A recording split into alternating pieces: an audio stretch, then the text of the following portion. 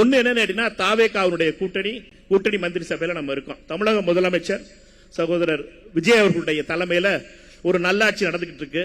அந்த நல்லாட்சியில நம்முடைய அமைச்சர்களுடைய பங்கு இருக்கு. நம்ம அமைச்சர்கள் 2 பேரும் அதுவும் கடுமையாக உழைத்து மேல வந்திருக்க 2 அமைச்சர்கள், அதாவது ராஜேஷ்குமார் அவர்கள் சுற்றுலாத்துறை அமைச்சர்களாக இருந்தாலும் சரி, அருமைக்குரிய அண்ணன் விஸ்வநாதன் அவர்கள் உயர்கல்வித்துறையுடைய அமைச்சராக இருந்தாலும் சரி, 2 பேருமே உழைப்பால் வந்தவர்கள். அவர்கள் எதுவும் ரிசர்வேஷன் கேட்டகரியிலாம் வரல, மறந்துடாதீங்க.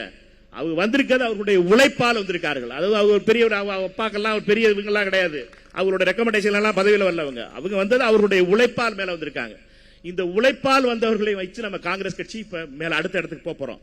நம்மை பொறுத்த மட்டும் இந்த காங்கிரஸ் கட்சி அடுத்த இடத்துக்கு கொண்டு வரணும்னா நாம் இந்த ஆட்சி கூட்டணி ஆட்சியில் இருக்கும் போதே காங்கிரஸ் கட்சியினுடைய பலத்தை கூட்டணும். எப்படி கூட்ட முடியும் அப்படின்னா அவங்க பண்ற தப்பெல்லாம் நம்ம மேல வருமே, அவங்க செய்யறதெல்லாம் நம்ம மேல வருமே, இந்த கதையெல்லாம் நம்ம சொல்லிட்டு இருப்பாங்க. தயவு செய்து ஒன்றை மட்டும் மறந்துருங்க, ராகுல் காந்தி அவர்களுக்கு எந்த ஒரு சர்வே எடுத்தாலும் சரி தமிழ்நாட்டில் பிரதமரா யாரு வரணும்னு கேட்டீங்கன்னா ராகுல் காந்தி அவர்களுக்கு 60 இருந்து 65% பேர் ராகுல் காந்தி அவர்கள் பிரதமரா வரணும்னு சொல்றாங்க. எதிர்த்தாப்புல பிரதமரா இருக்கிறது மோடி, அதனால அது ஃபெயில் மார்க் தான் வாங்கும் பார்ட்டி. அதனால பாத்தீங்கன்னா 30 இருந்து 32 மார்க், 35 தட்டாதது. அதனால 30 இருந்து 35% தான் மோடி அவர்களுக்கு பிரதமரா வரணும்னு சொல்லுவாங்க. இப்ப நம்மளுக்கு 60% 65% ஆதரவு கொடுக்கிற ராகுல் காந்திக்கு ஆதரவு கொடுக்கிறவங்க ஏன் காங்கிரஸ் ஓட்டு போட மாட்டாங்க? கேள்வி அதுதான்.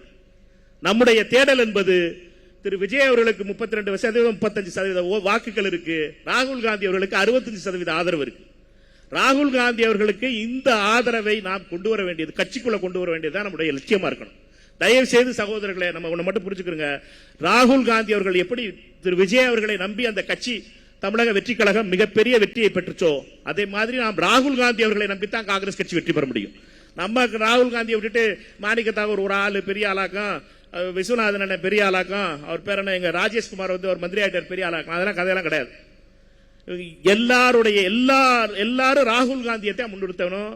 தலைவர் ராகுல் காந்தி அவர்களை முன்னிறுத்தினால்தான் காங்கிரஸ் கட்சி 35% ஆதரவோடு நம்ம 65% ஆதரவையும் கொண்டு வரக்கூடிய பலம் நம்மகிட்ட இருக்கு, கீழே மக்கள்கிட்ட இருக்கு.